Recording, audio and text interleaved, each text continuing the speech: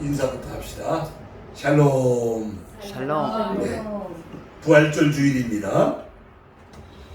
매 주일이 부활절이지만 특별히 1년에 한 번 예수님의 부활을 특별히 기념하고 감사하고 영광을 돌리는 부활절 아침입니다.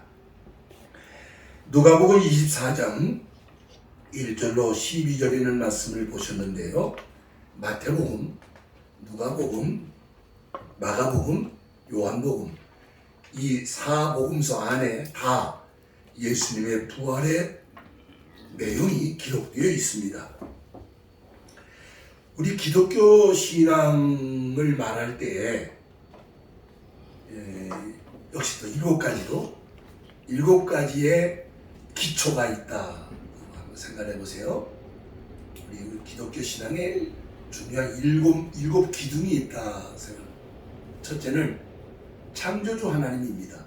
하나님의 창조의 복음이죠. 그 다음에 두 번째는 그 하나님이 세상을 구원하신다고 약속하신 구원 약속의 말씀이 있습니다. 그죠? 이게 아주 기본입니다. 기본. 뭘 믿느냐? 누굴 믿느냐? 왜 믿느냐? 사도신경을 통해서 예배 시작할 때 아까 고백을 했잖아요. 그 속에 들어있는 내용들입니다. 창조주 하나님, 그리고 하나님을 우리를 구원하신다고 약속하신 구원의 약속의 말씀입니다. 그리고 예수님의 초림 사건입니다. 성탄이죠. 네, 성탄의 복음. 그리고 십자가의 복음. 오늘 무슨 복음? 부활의 복음이에요. 부활의 복음. 그리고 이제 곧 멀지 않아서 분명히 다시 오실 예수님의 재림. 무슨 복음? 재림의 복음입니다. 그러면 완성되는 무슨 복음? 하나님 나라 복음. 이렇게 7가지가 우리 기독교 신앙의 기초다. 우리 기독교 신앙의 기초다. 이렇게 말할 수 있습니다. 오늘은 그 7가지 중에서 부활절입니다. 여기에 내용을 자 우리가 이제 기독교 신앙을 말할 때 예수님이 처녀의 몸을 통해서 세상에 오셨다. 그거 믿어져요? 그게 상식적으로 가능한 일이에요? 불가능한 일입니다. 그죠? 근데 또 오늘은 또 죽었는데 다시 살아나셨다. 그게 합리적으로 상식적으로 그게 있을 수 있는 일이에요? 아니잖아요. 그러면 신앙이라고 하는 것이 과학적으로 증명되고 합리적으로 인정되는 것만 믿는다면 그건 신앙이 아니죠. 그럼 믿고 자식할 게 없잖아. 또 종교라고 하는 것은, 신앙이라고 하는 것은 눈에 보이지 않는 신의 존재, 그죠? 신의 존재. 그 다음에 영적인 역사를 전제로 하고 신앙은 성립하는 거예요. 그렇게 보니까 우리가 예수님의 처녀 탄생, 성탄도 그렇거니와 죽었다가 다시 살아나셨다고 하는 이 부활의 이 두 축이 이게 어떻게 우리가 가능하며 이걸 우리가 믿는다는 것이 무슨 의미를 가진 것인가? 복잡할 거 없습니다. 여러분 그걸 설명하려고 애쓸 것도 없습니다. 간단한 얘기입니다. 왜요? 하나님이시기 때문에 가능한 일이고 하나님이시기 때문에 된 일이다 그 말이에요. 하나님은 과학 안에 있는 존재가 아니잖아요. 천지를 창조하신 하나님이니까 그게 가능하다 그 말이에요. 종교라고 하는 것은, 신앙이라고 하는 것은, 우리 기독교 신앙은 전능하신 하나님을 믿는 신앙이 전제가 되어 있는 거니까 처녀가 어떻게 아기를 낳느냐, 죽었다가 어떻게 살아났느냐, 합리적으로 과학적으로 설명하는 게 아니라 하나님이 하셨다.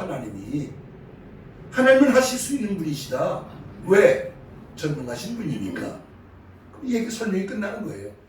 그러면 그게 믿어지느냐 안 믿어지느냐 이거는 본인의 문제예요. 그 성경은 그것이 믿어지는 사람을 가리켜서 하나님의 은혜를 입은 사람이다 그러는 거예요. 선택받은 사람이다 그러는 거예요. 믿음은 하나님의 선물이기 때문에 안 믿어져요. 절대로 안 믿습니다. 특별히 공산주의자들은 더더욱 믿을 수가 없습니다. 믿기는커녕 그 말만 하면 잡아다 죽이는 거니까. 그죠? 예. 눈에 보이는 것만 유물주의에 물질 세계만 그들은 말하고 있는 거니까. 그래서 우리가 부활신앙이라고 하는 것이 영적으로 얼마나 소중한 것이며 이것을 내가 믿는 자가 됐다고 하는 것이 얼마나 우리가 복된 사람인가 하는 것을 먼저 담고 계셔야 된다 그 말입니다. 자, 이제 보통 목사님들이 설교를 하게 되면 오늘 같은 날 예수님의 부활에 대해서 설명하려고 이제 여러 가지로 노력을 한다고. 이번에 한국 가서 얘기 들었는데 깜짝 놀랐어요. 요즘 목사님들이 AI가 뭐죠? 예, 인공지능에 AI에 들어가면 설교가 쫙 나오는데 나 무슨 설교합니다 이렇게 얘기하면 그 설교가 쫙 원고로 나오는데 원고 보고 조금 이거 감정이 좀 덜 들어가네. 그 감정을 좀 넣어주세요. 그러면 또 다시 또 감정이 들어간 설교가 쫙 나오는데 속된 말로 미치겠어요. 그래서 목사님들이 설교 준비를 안 하는데 AI에 들어가면 설교가 턱턱 하고 한 편이 딱딱 나오는데 길게 해줘라 짧게 해줘라 어떻게 해줘라 좀 더 지식적으로 해줘라 주문만 하면 다 고쳐 나오는데 근데 나는 AI가 뭔지는 관두고 컴퓨터가 뭔지는 모르니까 제가 이제 도태당할 사람 목사인 것 같아요. 나는 지금 이 시대에 뒤진 목사인 것 같아요.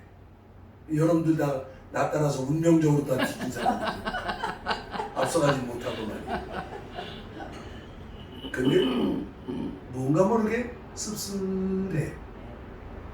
설교가, 복음이, 하나님의 말씀이 기계를 통해서 제작된 설교를 한다? 그게 옳은 걸까? 글쎄요. 저는 죽는 날까지 그렇게 하지는 않을 것입니다. 아멘. 필요도 없고 관심도 없습니다. 기도 가운데 말씀 붙들고 이렇게 말씀을 전하면 되겠지. 그리고 저는 목사의 장황한 그 언어 구사보다는 성경을 읽고 이 성경에 이렇게 되어 있습니다. 성경이 이렇게 되어 있습니다. 이렇게 성경을 읽게 하는 것으로 성경을 통해서 그때 그 시간에 성령의 감동을 받으면서 깨닫는 것이지 목사가 유창한 언어 구사를 통해서 감동을 줬다 웃겼다 울렸다 들었다 놨다 그거는 인간적인 것이고 별로 바람직한 것으로 저는 생각하지 않아요.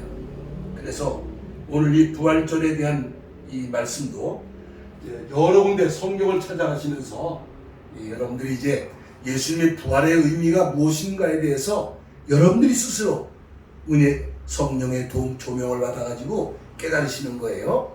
자, 여러분 예수님 십자가에 죽으신 것은 엄연한 사실이고요. 또 무덤에다 장사 지낸 것도 사실이고요. 이제 이 동양 사람은 땅에다 매장을 하지만은 이 서양 사람들은 그게 아니고 돌무덤 같은 데가 가둬서 무덤을 이렇게 돌로 가려놓는 그런 장례법이니까 무슨 우리 동양 사람들하고의 장례법이 좀 다른 건 이해하시고요. 예수님이 생전에 내가 죽었다가 다시 살아날 거라는 얘기를 여러 번 하신단 말이에요. 많은 사람이 들었다고요. 그래서 빌라도한테 가가지고 그 사람이 자기가 죽었다가 살아날 거라고 엉뚱한 소리 했는데 괜히 딴소리 하지 못하게 돌을 확 막을 수 있도록 큰 돌을 막아주시고 거기 군인들을 보내서 보철 좀 세워달라고 하니까 빌라도가 너희 알아서 해라. 그 대제사장들이 운영하는 군인들이 가서 큰 돌을 가져다가 무덤을 퍽하니 막아버리고 고초를 섰었다 하고 성경이 기록을 하고 있어요. 자, 그런데 3일 지나 오늘 아침에 혹시나 싶어서 여인들은 뭐 예전이나 지금이나 늘 애틋한 마음을 품고 있는 그 안타까운 마음을 가지고 혹시나 하고 어떻게 할 수 있나 뭘 할 수 있어. 사실은 가도 소용없는 건데 그래도 마음이 뭘 좀 들고 갔다 갈 말이 무덤을 역시나 가봤더니 어떻게 했어? 돌이 훌러덩 내려앉혀버리고 어이? 무덤 텅 보니까 아무것도 없잖아. 이게 뭐냐? 그 순간에 무슨 생각을 했겠어요? 어떤 게 훔쳐갔나? 그 생각밖에 더 했겠어? 살아났다는 생각을 했을 리가 없잖아요. 그때 천사들이 나타나서 따라서 하십시다. 뭐라고 그랬었어요? 어찌하여 살아있는 자를 죽은 자 가운데서 찾느냐? 여기 계시지 않고 어떻게 했느니라? 살아나셨느니라. 그러면서 뭐라고 그랬어? 갈릴리에 계실 때 너희에게 어떻게 말씀하셨는지를 기억하라. 자, 읽어보셔봐. 5절 6절 시작.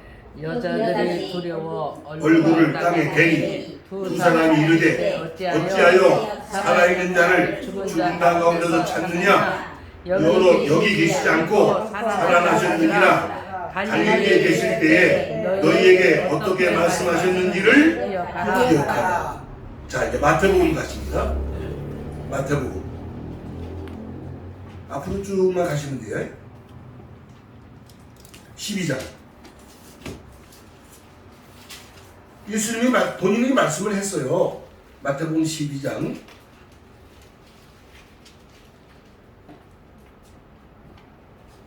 찾으셨어요?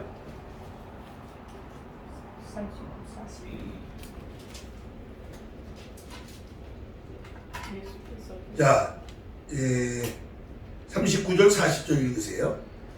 예수께서 대답하여 이르시되 악하고 음란한 세대가 표적을 구하나 선지자 요나의 표적받기는 별 표적이 없느니라.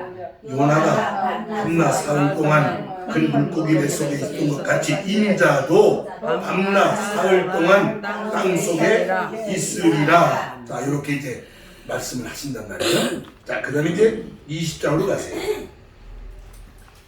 20장 마태복음입니다. 마태복음 20장 17절부터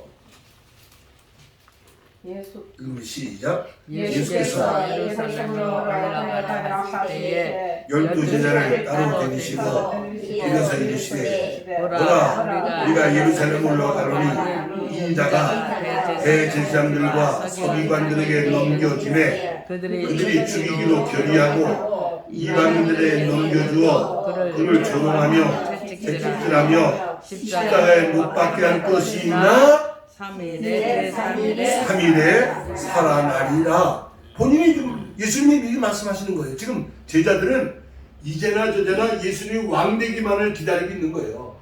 이제나 저제나 세상을 뒤집어 엎어주기만을 기다리고 있는데 내가 죽을 거다. 죽었다가 내가 사흘 만에 다시 살아날 것이다. 라고 말씀을 한다 그 말이에요. 못 알아듣는 거지. 관심도 없어. 자, 26장 26장 30절 26장 32절 자 31절 32절 읽으시죠. 그때에 예수께서 제자들이 이르시되 오늘 밤에 너희가 나를 가리리라 기록되라 내가 목자를 치니 양의 떼가 흩어지리라 하였다. 그러나 내가 살아난 후에 너희보다 먼저 갈릴리로 가리라. 아멘. 자, 이렇게 예수님이 당신이 살아날 것에 대해서 미리 말씀을 했다고 말이에요. 뭐 나중에 후대의 사람들이 꾸며낸 뭐 거짓말이라든지 조작을 했다든지 뭐 사실이 아닌 얘기를 만들어냈다든지 그럴 필요 없는 것이 그럴 일이 있을 거라고 미리 말씀을 했던 것이 이루어진 사건이니까 우리가 이 점을 분명히 하셔야 돼요. 자, 이제 두 번째는 부활하신 예수님이 여러 차례 나타나십니다. 자, 사도행전 1장. 요한복음 뒤에 사도행전이 나오지. 1장 3절. 예. 사도행전 1장 3절 한 절만 읽으시면 돼요. 사도행전 1장 3절 시작. 그가 고난 받으신 후에 또한 그들에게 확실한 많은 증거로 친히 살아계심을 나타내사 40일 동안 그들에게 보이시며 하나님 나라의 일을 말씀하시니라. 40일 동안 부활하신 예수님이 지상에 머물러 계시면서 한 10차례 이곳에 저곳에 밀명 모였을 곳에 다 있는 그 자리에 디베랴 바닷가에 여러 차례 부활하신 예수님이 나타나셨다는 말이에요. 40일 동안 살아계셨다고 지상에 머물러 계셨다고 말씀을 하고 있습니다. 자, 이제 세 번째는 부활하신 예수님이 하늘로 가셔서 천상에 계시면서 사도 요한이에게 마지막 때에 되어질 일들을 보여주고 계시한 성경이 무슨 성경이요? 요한계시록이라는 성경입니다. 살아나신 하나님 예수님께서, 자, 요한계시록 1장 3절 18절입니다. 주보에 8절로 되어 있는데 그 18절로 고치셔야 됩니다.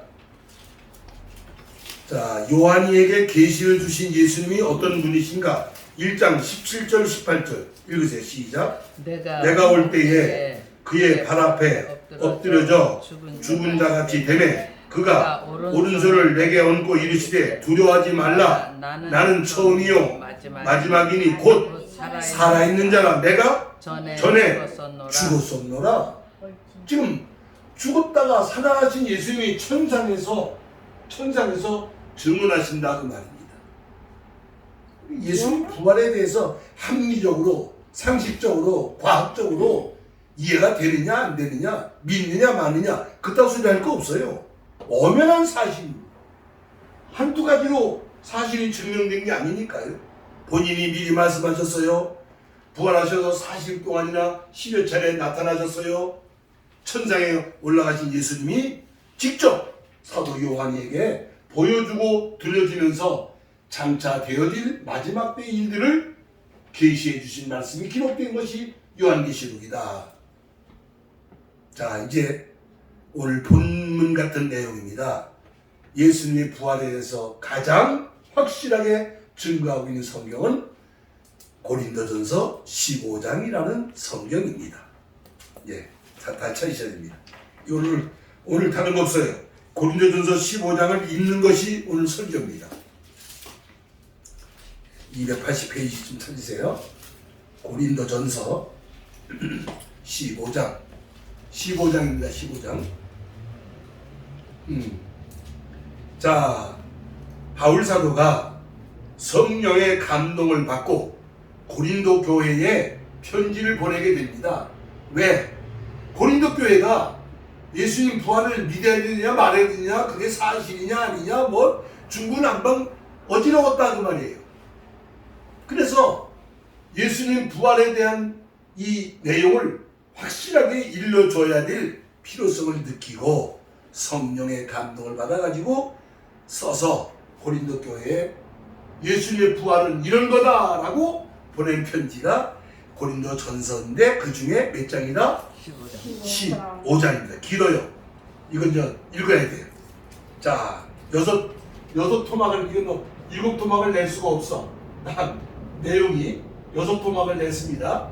1절부터 11절까지를 읽습니다. 읽고 설명하고 할게요. 자, 천천히 읽으세요. 시작. 형제들아, 내가 너희에게 전한 복음을 너희에게 알게 하노니 이는 너희가 받은 것이요 또 그 가운데 선 것이라. 너희가 만일 내가 전한 그 말을 굳게 지키고 헛되이 믿지 아니하였으면 그로 말미암아 구원을 받으리라. 내가 받은 것을 먼저 너희에게 전하리니 이는 성경대로 그리스도께서 우리 죄를 위하여 죽으시고 장사 지낸 바 되셨다가 성경대로 사흘 만에 다시 살아나사 게바에게 보이시고 그의 12제자에게와 그의 500여 형제에게 일시에 보이셨나니 그 중에 지금까지 대다수는 살아있고 어떤 사람은 잠들었으며 그의 야고보에게 보이셨으며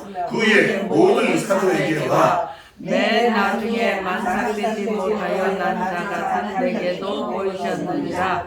나는 사도 중에 가장 작은 자라 나는 하나님의 교회를 박해하였으므로 사도라 칭함을 받기에 감당하지 못한 자니라. 그러나 내가 나된 것은 하나님의 은혜로 된 것이니 내게 주신 그의 은혜가 헛되지 아니하여 내가 모든 사도보다 더 많이 수고하였으나 내가 한 것이 아니요 오직 나와 함께 하신 하나님의 은혜로다. 그러므로 나나 그들이나 그같이 전파하에 너희도 이같이 받았느니라. 자, 무슨 얘기예요?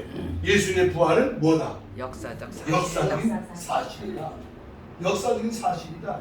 아까 위에서 말씀 내용 그대로 엄연한 사실이다. 이거 꾸며낸 얘기가 아니다. 조작된 말이 아니다. 이미 본인이 당신이 그런 일이 있을 거라고 미리 얘기했고 나타나셔서 그를 본 사람이 지금 대다수가 살아있고 500여 형제가 있는 자리에 나타나셨었고 역사적인 사실이다. 나도 기독교를 박해하는 사람이었지만은 천상에서 그 주님의 모습을 내가 보게 되었고 음성을 듣고 내가 사도가 된 사람이다. 바울이 지금 증언하는 거예요. 역사적인 사실이다. 자, 그 다음에 이제 12절부터 19절까지 봅니다. 사망이 끝. 자, 무슨 얘기냐면 사람은 죽는 게 끝이라고 하는 인식을 가지고 있단 말이에요. 죽음이 끝이다. 죽음이 끝이 아니다 라고 하는 말씀을 합니다. 자, 12절 시작. 그리스도께서 죽은 자 가운데서 다시 살아나셨다. 성경편자를 너희 중에 어떤 사람들은 어찌하여 죽은 자 가운데서 부활이 없다 하느냐. 만일 죽은 자의 부활이 없으면 그리스도도 다시 살아나지 못하셨으리라.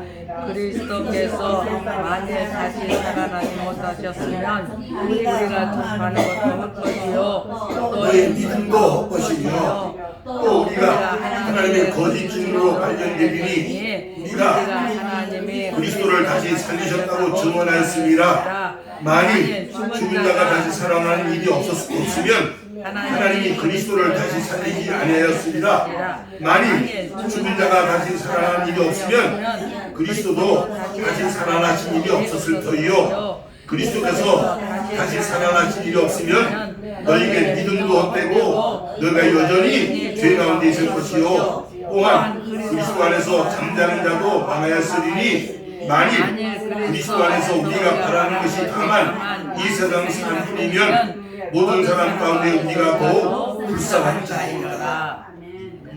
죽음이 끝이라는 생각을 하면 안다고 말이에요. 죽음은 모든 게 마지막으로 생각한다고 말이에요. 아니다고 말이에요. 죽음 뒤에 죽음이라는 사망이라는 그 절대적인 어떤 그 비극이 비참한 사실이 하나님의 능력 안에서 다시 살아나는 역사가 있다는 것을 증명하고 있다고 말입니다. 죽음이 끝이 아니다. 죽음 이후에 다음 세계가 또 있다는 것을 지금 강변하고 있는 거거든요. 만약에 이 세상뿐이고 죽음이 없는 거라면 우리가 이렇게 살 필요도 없어요. 마음대로 먹고 마시고 내 멋대로 살다가 내 멋대로 가면 죽음이 끝이라는데, 그러나 죽음이 끝이 아니다. 부활이 있고 여기 막 생각도 있지만 심판도 있다는 사실을 우리는 이제 또 나중에 배워야 되겠죠. 자, 세 번째입니다. 20절부터 28절까지. 그래서 이제 죽음을 이기고 일어난 부활이 있는데 예수님의 부활은 뭐냐? 첫 열매가 되셨다. 예수님이 부활하시기 때문에 우리 모두도 부활할 수 있다는 증거가 됐다는 말을 합니다. 자, 읽어요. 시작. 그러나 이제 그리스도께서 죽은 자 가운데서 다시 살아나사 잠자는 자들의 첫 열매가 되셨도다. 사망이 한 사람으로 말미암았으니 죽은 자의 부활도 한 사람으로 말미암는도다. 아담 안에서 모든 사람이 죽은 것 같이 그리스도 안에서 모든 사람이 삶을 얻으리라. 그러나 각각 자기 차례대로 되리니 먼저는 첫 열매인 그리스도요, 다음에는 그가 강림하실 때에 그리스도에게 속한 자요, 그 후에는 마지막이니 그가 모든 통치와 모든 권세와 능력을 멸하시고 나라를 아버지 하나님께 바칠 때라. 그가 모든 원수를 그를 발 아래에 둘 때까지 반드시 왕노릇하시리니 맨 나중에 멸망받을 원수는 사망이니라. 만물을 그의 발 아래에 두셨다 하셨으니 만물을 아래에 둔다 말씀하실 때에 만물을 그의 아래에 두시니가 그 중에 들지 아니한 것이 분명하도다. 만물을 그에게 복종하게 하실 때에는 아들 자신도 그때 만물을 자기에게 복종하게 하신 이에게 복종하게 하리니 이는 하나님이 만유의 주로서 만유 안에 계시려 하심이라. 아멘. 예, 어떤 문장은 조금 이해가 어려운 부분이 있지만 그런 건 신경 쓰지 마세요. 이해가 안 되면 이해 안 되고 그냥 넘어가 버리세요. 전체가 주는 의미를 캐내면 되는 거예요. 지금 말씀하신 건 뭐예요? 예수님은 부활에 뭐가 되셨다? 첫 열매가 되셨다. 아담 때문에 죽음이 왔는데 이 예수님 때문에 생명이, 부활이, 영원한 생명이 오게 됐다는 말씀을 지금 하고 있다는 말입니다. 참 이 진리거든요. 사망이라는 건 죄 때문에 왔거든요. 근데 죄 문제는 십자가로 해결했기 때문에 이제 믿는 자들이 영원히 사는 생명을 얻게 된다는 것은 자명한 일이 그 증거가 예수님의 부활 사건이다. 자, 그 다음에 29절부터 뭐죠? 예, 그건 도대체 부활신이라는 게 무슨 의미가 있는 거냐? 네, 읽습니다. 시작. 만일 죽은 자들이 도무지 다시 살아나지 못하면 죽은 자들을 위하여 세례를 받는 자들이 무엇을 하겠느냐? 어찌하여 그들을 위하여 세례를 받느냐? 또 어찌하여 우리가 언제나 유형을 무릅쓰리요? 형제들아, 내가 그리스도 예수 우리 주 안에서 가진 바 너희에 대한 나의 자랑을 두고 나는 나는 날마다 죽노라. 내가 사람의 방법으로 에베소에서 맨수와 더불어 싸웠다면 내게 무슨 일이 있으리요? 죽은 자가 다시 살아나지 못한다면 내일 죽을 터이니 먹고 마시자 하리라. 속지 말라. 악한 동무들은 선한 행실을 더럽히나니 깨어 의를 행하고 죄를 짓지 말라. 하나님을 알지 못하는 자가 있기로 내가 너희를 부끄럽게 하기 위하여 말하노라. 네. 조금 어려운 내용이 들어있는 것은 나중에 기회가 되면 말씀드리려 하고, 지금 이 29절에서 34절까지 있는 말씀은 죽음 이후에 영원한 생명이 있는 것을, 영원한 생명이 있기에 예수님의 부활이 그 영생을 가져오게 하는 사건이 된다는 것을 지금 말씀하고 있어요. 그래서 부활의 의미는 뭐냐면 죄 때문에 온 사망이 예수님의 부활을 통해서 사망을 이기셨고 이제 영원한 생명이, 영생이 우리에게 예수 그리스도 안에서 오게 되었다고 하는 것을 말하기 위해서 이 설명을 하고 있습니다. 그래서 깨어서 의를 행하고 죄를 짓지 말라고. 왜냐하면 죄 가운데 여전히 있으면 영원히 죽는 것이지만 믿음 안에 있으면 영원히 사는 자가 되는 것이라고 하는 말씀을 하고 있습니다. 자, 이제 다섯 번째입니다. 다섯 번째죠? 자, 35절로 49절 말씀입니다. 자, 읽으세요. 시작. 누가 묻기를 죽은 자들이 어떻게 다시 살아나며 어떠한 몸으로 오느냐 하리니 어리석은 자여, 내가 뿌리는 씨가 죽지 않으면 살아나지 못하겠고 또 내가 뿌리는 것은 장래의 형체를 뿌리는 것이 아니요 다만 밀이나 다른 것의 알맹이 뿐이로되 하나님이 그 뜻대로 그에게 형체를 주시되 각 종자에게 그 형체를 주시느니라. 육체는 다 같은 육체가 아니니 하나는 사람의 육체요, 하나는 짐승의 육체요, 하나는 새의 육체요, 하나는 물고기의 육체라. 하늘에 속한 형체도 있고 땅에 속한 형체도 있으나 하늘에 속한 것이 영광이 따로 있고 땅에 속한 것의 영광이 따로 있으니 해의 영광이 다르고 달의 영광이 다르며 별의 영광도 다른데 별과 별의 영광이 다르보다 죽은 자의 부활도 그와 같으니 썩을 것으로 심고 썩지 아니할 것으로 다시 살아나며 욕된 것으로 심고 영광스러운 것으로 다시 살아나며 약한 것으로 심고 강한 것으로 다시 살아나며 육신의 몸으로 심고 신령한 몸으로 다시 살아나나니 육의 몸이 있은즉 또 영의 몸도 있느니라. 기록된 바 첫사람 아담은 생명이 되었다 함과 같이 마지막 아담은 살려주는 영이 되었나니 그러나 먼저는 신령한 사람이 아니요 육의 사람이요 그 다음에 신령한 사람이니라. 첫사람은 땅에서 났으니 흙에 속한 자이거니와 둘째 사람은 하늘에서 나셨느니라. 무릇 흙에 속한 자는 저 흙에 속한 자와 같고 무릇 하늘에 속한 자들은 저 하늘에 속한 이와 같으니 우리가 흙에 속한 자의 형상을 입은 것 같이 또한 하늘에 속한 이의 형상을 입으리라. 아멘. 굉장히 어려운 말씀이에요. 사실은 보세요. 제가 간단하게 설명할게요. 우리는 흙에서 난 자들입니다. 여러분 이 육체가요. 이 육체가 99.8%가 다 흙입니다. 분자 요소가 흙하고 똑같은 요소를 가지고 있다는 겁니다. 그래서 죽으면 어디 가요? 그래서 흙에 묻었는데 몇 년 있다 파면 어디가 있어? 없어졌어. 어디 갔을까? 흙이 되잖아. 이게 육체의 본질은 흙이라고 말, 물질이라고 말이에요. 그러니까 우리가 다 육에서 난 자인데 예수를 믿는 믿음으로 말미암아 우리가 이제는 하늘에서 난 자가 됐다 그 말이에요. 이제는 영에 속한 자가 됐다 그 말이에요. 지금 그 얘기를 하고 있는 거예요. 이제는 흙에서 난 자는 죽음으로 끝나는 거지만은 하늘에서 난 자는 부활이라는 영광이 약속되어 있다는 말씀을 지금 하고 있는 것입니다. 이게 우리가 우리 자신의 신분을 알아야 돼. 본래는 육에 속한 자고 육으로 난 자지만 예수를 믿는 믿음으로 말미암아 이제는 영에 속한 자요 하늘에서 난 자가 됐다고 하는, 나는 이제 죽음이라는 것은 물론 내가 육체는 흙으로 가야 되지만은 나는 예수 안에서 예수님처럼 영원히 사는 자로 약속된 사람이 됐다고 하는 이 부활 신앙을 갖는다는 것이 기독교 신앙의 핵심이다 그 말이에요. 아멘. 참 어렵기도 하고 간단하기도 하고 분명하기도 하고 이건 믿음으로야만이 받아들여지는 내용이죠. 자, 이 결론을 냈습니다. 50절부터 그 절까지 고린도서 15장을 몽땅 이렇게 읽는 거예요. 시작. 형제들아, 내가 이것을 말하노니 혈과 육은 하나님 나라를 이어받을 수 없고 또한 썩는 것을 썩지 아니한 것을 유업으로 받지 못하느니라.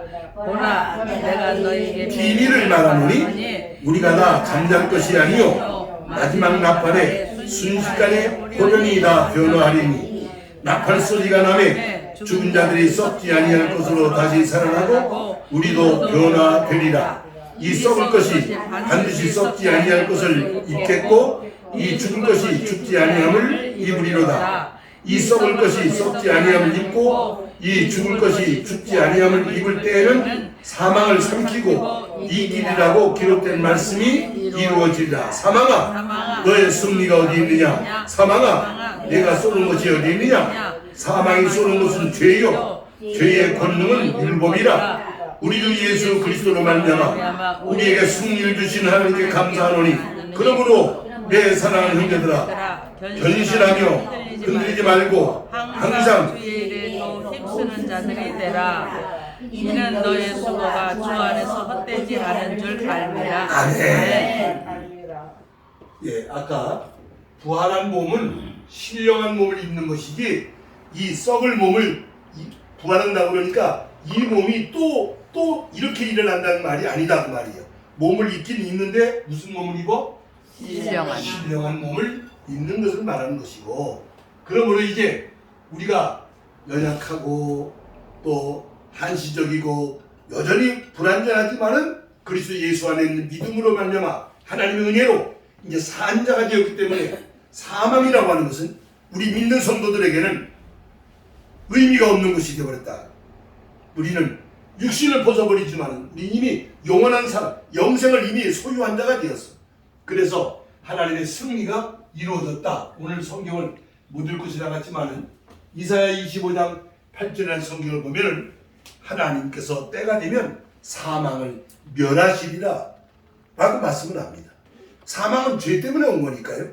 그래서 이제 예수님의 부활은 사망을 이기신 하나님의 승리가 되었습니다. 결국은 모든 믿는 자들의 모든 성도의 무엇이 되었어? 산 소망이 되었다. 언제? 자, 아까 보세요. 언제 얻냐면 성경 중에 펴놓고 계시죠? 51절 보라 내가 너에게 비밀을 말하노니 우리가 다 잠잘 것이 아니요 마지막 나팔에 순식간에 호련히 다 변화되리니. 하나님의 역사에 있어서 이 나팔이 사용된 걸 볼 수 있어요. 시간이 지나서 그냥 간단하게 말씀드릴게요. 이스라엘 백성들이 애굽에서 나와서 광야에 나와 있을 때 하나님은 모세에게 나팔을 만들어서 이렇게 사용하라고 이렇게 말씀드립니다. 나팔을 이렇게 불면 저렇게 불면 모이라는 신호다, 전쟁하러 가는 신호다, 정죄하는 신호다. 나팔, 민수기 10장에 이 나팔이 나옵니다. 하나님 백성들을 나팔 소리로 불러 모으기도 하고 흩트리기도 하고 전쟁을 나가기도 하고 그 나팔이 사용됩니다. 그 다음에 여호수아 6장에 보면 여리고성을 점령하러 들어가는데 여세 동안은 나팔을 불면서 한 바퀴 돌고 마지막 7번째는 7 나팔을 불면서 돌았더니 성이 어떻게 돼서 무너졌다. 나팔을 분다. 자, 요한계시록 8장부터 11장에 보면 7 나팔이 나옵니다. 첫째 나팔 불면 이런 일이 나고 둘째 불면 이렇게 쭉쭉 하다가 마지막 7번째 나팔을 불면 이 세상 나라가 그리스도의 나라가 되어 하나님의 나라가 되어 그가 세세토록 왕노로 하시리로다 하고 말씀합니다. 이제 방금 우리가 읽은 고린도전서 15장에서 마지막 나팔이라고 했잖아요. 마태복음 24장 29절에서는 31절에서는 큰 나팔 소리라고, 데살로니가전서 4장에서 16절에서는 하나님의 나팔이라고 그러고, 요한계시록 10장 11장에서는 7번째 나팔이라고 그러고, 이 나팔 나중에 제가 이 나팔에 대해서 말씀을 드릴 수 있는 시간이 또 있을 것이기 때문에 오늘은 요만큼 하고 여기서 마치려고 합니다. 여러분, 오늘 부활절입니다. 예수님의 부활은, 예수님은 사람의 몸을 입고 오신, 인성을 가진 그 이 땅에 오신 분이지만 예수님은 누구셨다? 하나님이셨다. 이것만 알면 됩니다. 하나님이셨기 때문에 그게 가능한 것이죠. 그래서 인간적으로 사람은 가능하다, 불가능하다, 뭐 믿어진다, 안 믿어진다 그런 얘기를 할 수 있겠지만은 예수님은 사람이셨지만은 신성을 가지신 사람으로 오신 하나님이었기 때문에 그것이 이 부활이 얼마든지 가능한 일이었고 역사적인 사실이었다는 것을 우리가 믿는 것이고, 그래서 기독교 신앙은 예수님의 부활로 인해서 십자가의 죽으심과 부활로 인해서 기독교 신앙이 성립되었고, 이제 우리가 장차 우리도 죽지만 부활의 날이, 부활의 영광이 약속되어 있다고 하는 부활 신앙을 가지고 고난 속에 있지만은 여러분 끝까지 신앙생활 잘 하시면서 믿음의 승리를 이루시는 저와 여러분 되시기를 주님의 이름으로 축원합니다. 아멘. 네.